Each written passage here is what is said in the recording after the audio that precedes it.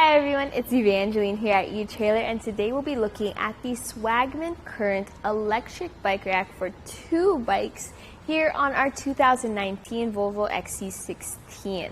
So the Swagman CURRENT is what you'll be looking for if you need a lot of weight capacity. So if you have your electric bikes and you want something that is strong, durable, can carry them, and is not as pricey as, let's say, the Kuat NV, this might be a good option for you. So we're going to take a look at one of its features, which is that you can tilt this bike rack away if you want to access your hatch. So to do so, we're going to lift up on this lever right over here. It's bright green, you can't miss it. And then just release that and then drop this down to a tilt. Right there. Okay. And you'll want to tilt it away if you want to access your hatch. So we can see here on our XC60 how we have plenty of clearance between our door as well as our pedals and our handlebars, meaning we can get whatever we need from the trunk, whether it's our, let's say, bags, our waters, our helmets. It's nice and convenient, especially if you have electric bikes. You don't want to be taking those off and on just to grab something real quick. To bring it up, you just lift it up and it snaps into place. So this has a 60-pound weight capacity for your bikes.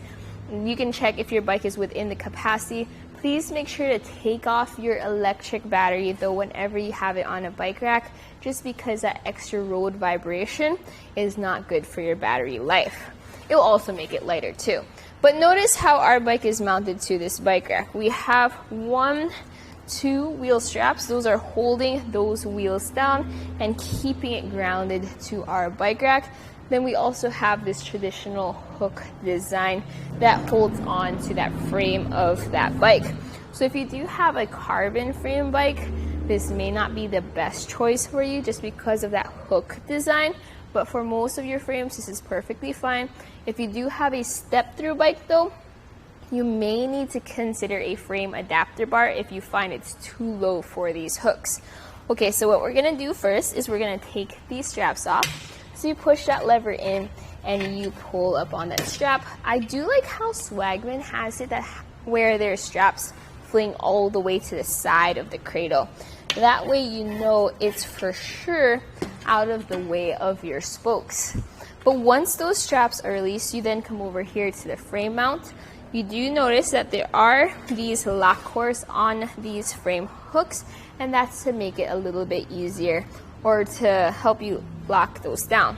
But once it is unlocked, you have two options for taking your bike off. One, you press on that lever, you lift your hook up, and once that hook is up enough where you can just clear that hook with your frame, you can tilt it to the side, then lift it over or over to the side. Another option is just to completely take these hooks off. So I'll demonstrate that real quick. This is ideal if you have extra heavy bikes and you just want a little bit of extra clearance to grab the heavy electric bikes. So you lift up on this lever over here and you push that mast down. And from here you can see how it's just a slight lift. Then you are ready to go on a bike ride. Now with the bike out of the way, we'll put these hooks back by lifting up on that lever. Right there. Let's see.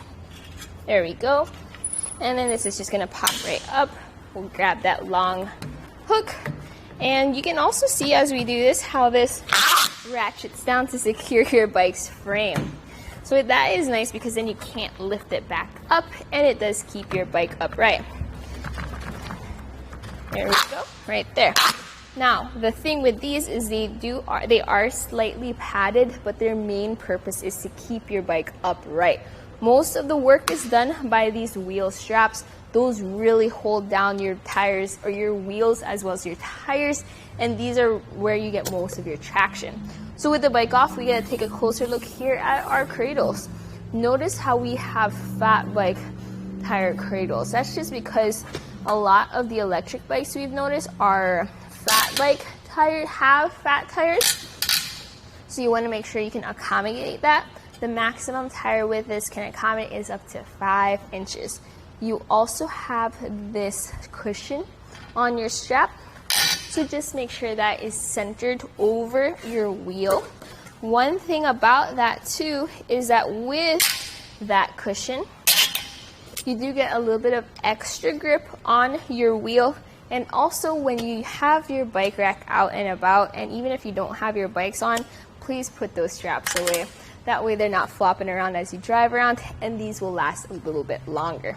Okay, we were able to access our hatch with this tilted away, but we have another position to make it a little bit more portable with the arms out. So we'll just fold this right there just so it looks nice and neat and we can see it a little bit better. So we'll take some measurements. Our first measurement is going to be the length added to the back of our XC60. So measuring from our bumper to the end of the cradle, which is by these cradles, it sits at 26 3/4 inches. Now, since this is a compact crossover SUV, it is nice that you save a little bit when it comes to space, but whenever you're backing into your garage or trying to park into a tight spot, don't forget that this adds to the length of your vehicle. So you have those bikes in that bike rack to maneuver with. Now let's also take a look at ground clearance. Ground clearance is going to be right over here, kind of underneath where our tray is. This sits lower to the ground, and it's 17 3/4 inches. Now underneath the shank, the lowest point will be right over here, where it is 11 3/4 inches. Ground clearance is important whenever you go up steep inclines like your driveways or your hills. As your front goes up, your back goes down, and you want to make sure that your bikes can clear the ground. Now another thing you can do with this is you can fold this up. To do so, make sure your mast is down in the stowed position. Pull on this big lever that says pull, and then just fold it up against your vehicle. This is a compact bike rack, so some vehicles, they find that these cradles come too close to the bumper and they can't fold it up. It is nice to see that here on our XC60 that is not an issue. Even if our cradles were all the way on the inside, we'll still have clearance here. So we'll take some measurements with this folded up. The length added to the back of our vehicle is now going to be about 14 1/4 inches of a length. The closest point will be from our bumper to our front wheel cradle, and that's 1.5 inches of clearance. It sounds like it's a little bit, but you can see I can fit my hand right between them, and since this is a solid rack, it's not getting any closer than that. Also, with it folded up, notice how our rear window is completely visible. Our taillights are visible as well. If you see right over here where our license plate is and our backup camera, they're way above our bike rack. This is actually the best clearance I've seen when it comes to bike racks with that visibility right over there. The Kuat NV came up a little bit higher, as did our hanging racks. They cover our license plate. So this definitely is compact, a compact bike rack for a compact SUV. Okay, we'll talk about how this fits into our hitch. So this has 1.25 inch hitch shank, which also has a 2-inch hitch adapter since we have a 2-inch hitch receiver here on our XC60. This has an anti-rattle bolt and a lock. Now that lock on the edge, on the end of that bolt, is key to the locks on our hooks. So that way when you want to unlock your bikes as well as unlock your bike rack, you only need one key to access the whole system. And with the anti-rattle bolt, you do get a wrench to tighten it down. I recommend doing what I do though, which is that I use a socket wrench with a 3/4 socket, just because it's easier that way. So let's do a quick anti-rattle test here. Because with that adapter, some people are concerned about if there's going to be extra rattle. And as you can see here, when I shake our bike rack, everything else is shaking, even the vehicle, showing that that connection right there is fit, it's secure. Even with that adapter, you've got a nice anti-rattle experience over there between the shank and the hitch, meaning that your bikes are going to have a smoother ride overall. Okay, so my final thoughts about this bike rack is that if you do have an electric bike rack, this may be a very good option for you. I do like how well this fits on our XC60.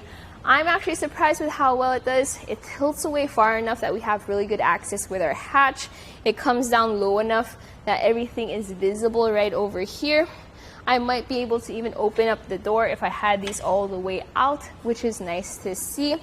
Also, with this bike rack, if you do have bikes that you want to protect and are on the nicer side, since electric bikes are kind of pricey, it is nice to see that we have integrated locks that we can use with this bike rack. So all in all, great bike, compact bike rack for a compact SUV. This was a look at the Swagman Current 2-bike platform rack here on our 2019 Volvo XC60. Here on our test course, we'll start by going through the slalom. This is going to show us the side-to-side action. This simulates turning corners or evasively maneuvering. Once we get to the alternating speed bumps, we'll see the twisting action. This will simulate hitting a curb or pothole or driving over uneven pavement. Once we get to the full speed bumps, we'll see the up and down action. This will be just like driving in and out of a parking lot, parking garage, or driveway.